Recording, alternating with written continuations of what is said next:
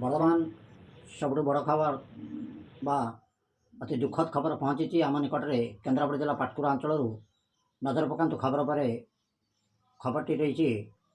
ସବୁଠୁ ବଡ଼ ଖବର ବା ଅତି ଦୁଃଖଦ ଖବର, ନଦୀରେ ଗାଧୋଉଥିବା ସମୟରେ ନଦୀ ସ୍ରୋତରେ ଭାସିଯାଇ ଯୁବକ ନିଖୋଜ।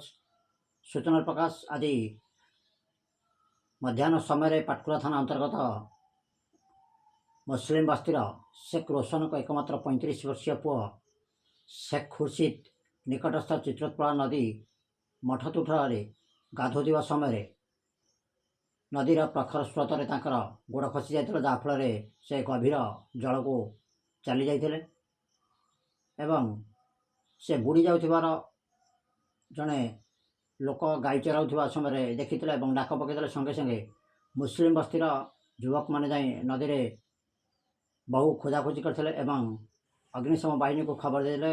ଖବର ପାଇ ଘଟଣାସ୍ଥଳରେ ଗର୍ଦ୍ଦପୁର ଅଗ୍ନିଶମ ବାହିନୀ ଓ ପାଟକୁରା ପୋଲିସ ପହଞ୍ଚିଥିଲେ। ଅଗ୍ନିଶମ ବାହିନୀ ଓ ସ୍ଥାନୀୟ ଯୁବକଙ୍କର ଅକ୍ଳାନ୍ତ ପରିଶ୍ରମ ପରେ ମଧ୍ୟ ଶେଖ୍ ଖୁର୍ସିଦଙ୍କର କୌଣସି ସନ୍ଧାନ ମିଳିନାହିଁ। ପାଟକୁରା ପୋଲିସ ପୌରା ନଦୀର କୂଳେ କୂଳେ ବୁଲିବା ସହିତ ପରିସ୍ଥିତି ଉପରେ ତୀକ୍ଷ୍ଣ ନଜର ରଖିଛି। ଯାହା ରହିଥିଲା ସବୁଠୁ ବଡ଼ ଖବର, ପାଟକୁରା ଗ୍ରାମର ମୁସଲିମ ବସ୍ତିର ଶେଖ୍ ଖୁର୍ସିଦ 35 ବର୍ଷୀୟ ଯୁବକ ଶେଖ୍ ଖୁର୍ସିଦ ନଦୀରେ ଗାଧୋଉଥିବା ସମୟରେ ନିଖୋଜ ଅଛନ୍ତି। ନିଖୋଜ ଖବର ପାଇବା ପରେ ଗର୍ଦ୍ଦପୁର ଅଗ୍ନିଶମ ବାହିନୀ, ପାଟକୁରା ପୋଲିସ ଘଟଣାସ୍ଥଳରେ ପହଞ୍ଚି ଉଦ୍ଧାର କାର୍ଯ୍ୟ ଜାରି ରଖିଛନ୍ତି। ଯାହା ରହିଥିଲା ସବୁଠୁ ବଡ଼ ଖବର।